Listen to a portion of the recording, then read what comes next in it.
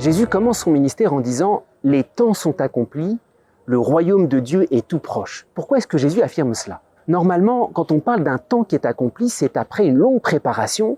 On dit « Ah, les hommes se sont bien préparés, le temps est venu, le temps est accompli. Là, Dieu peut venir. » Mais pourtant, à l'époque de Jésus, les hommes sont absolument pas prêts. Les hommes sont découragés, ils pensent à autre chose. On a la tentation de dire « Mais c'est absolument pas le moment prêt. Les temps ne sont pas accomplis pour que Dieu vienne. » C'est important parce qu'en réalité, ce n'est pas le temps de l'homme, c'est le temps de Dieu. Dieu a décidé de venir, même si l'homme n'est pas prêt, même si l'homme pense à autre chose. Et le premier moment de la conversion, c'est de passer de ce temps des hommes, qui est organisé de multiples manières, au temps de Dieu. Et j'allais dire, c'est un moment très important de la conversion. Nous, on pense souvent qu'on est maître de notre temps. Plus on est adulte, plus on organise notre temps, tout est bien organisé, c'est nous qui gérons notre temps. À travers le temps, on pense qu'on est le maître de notre vie. C'est nous qui planifions les choses. Et puis, il y a un moment où on découvre que notre vie est dans les mains de Dieu. Il y a quelqu'un d'autre. Le temps, c'est Dieu qui le mesure, c'est Dieu qui en est le maître. Les événements de notre vie, on pense que c'est nous, mais c'est dans les mains de quelqu'un qui est plus grand que nous. Et c'est très exigeant. Alors, en fait, c'est le temps de Dieu. Quel que soit ce qu'on a organisé, pas organisé, Dieu a décidé de venir. Et c'est ça qui nous met dans la paix. C'est que Dieu ne vient pas parce que les hommes sont prêts.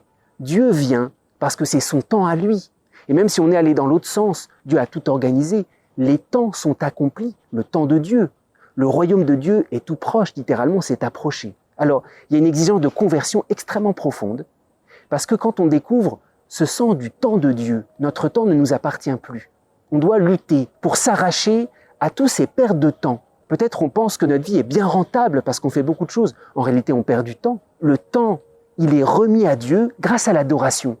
Grâce à l'adoration, on rentre dans un autre temps où on comprend que c'est Dieu qui gouverne notre vie. Alors, cet évangile, c'est un appel à la conversion. Parce qu'on découvre, on passe du temps des hommes, notre temps qu'on organise, au temps de Dieu. Et on réalise, on entrevoit que tout est dans sa main. Lorsque Jésus appelle ses disciples pour la première fois, il leur dit « Venez à ma suite, je vous ferai pécheurs d'hommes ».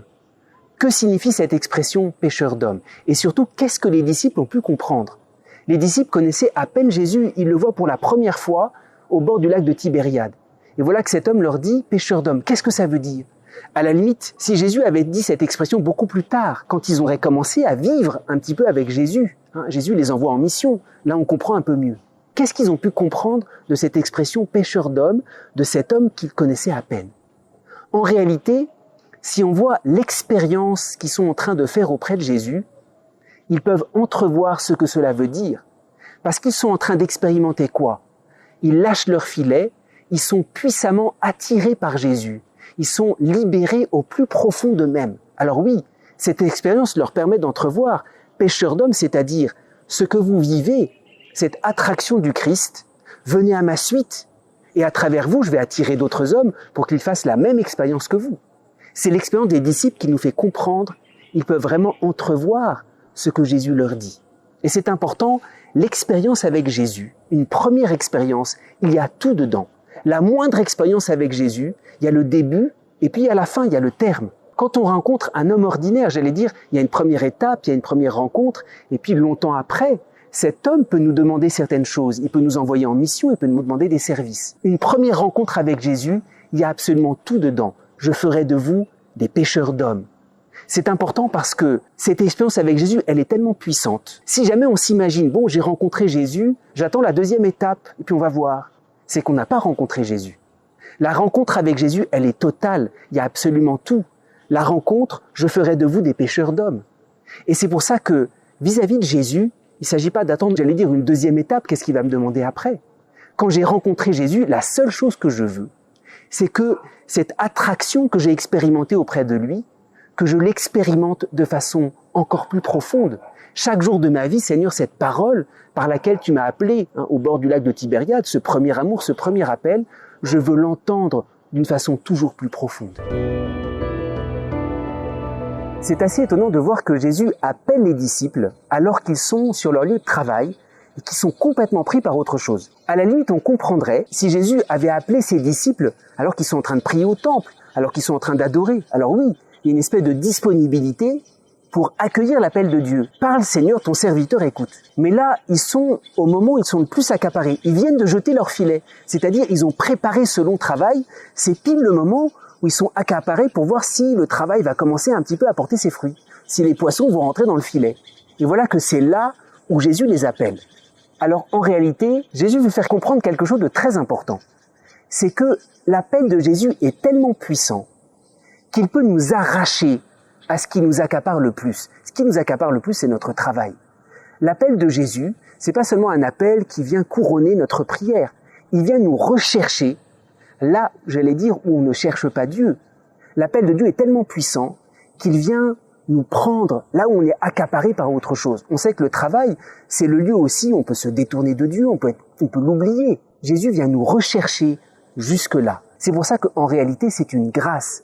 Le travail de la grâce, rien ne peut l'arrêter. C'est Dieu lui-même qui vient nous chercher là où peut-être on l'a oublié, là où on ne le met plus. Et cet évangile, c'est aussi un enseignement pour nous. Parce qu'on pourrait se dire, bon, les premiers disciples, c'est un espèce de miracle qu'ils ont eu, ils ont été appelés pendant leur travail. Non, si ça nous est révélé, c'est que Dieu fait la même chose avec nous.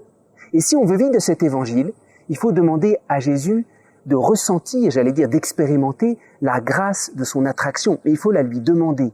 Seigneur, si tu me révèles cet évangile, fais-moi vivre cette expérience que rien ne peut me détourner de toi. Tous les lieux où je suis soucieux, je suis accaparé, Seigneur, viens m'arracher, me libérer à moi-même pour mettre ta propre paix.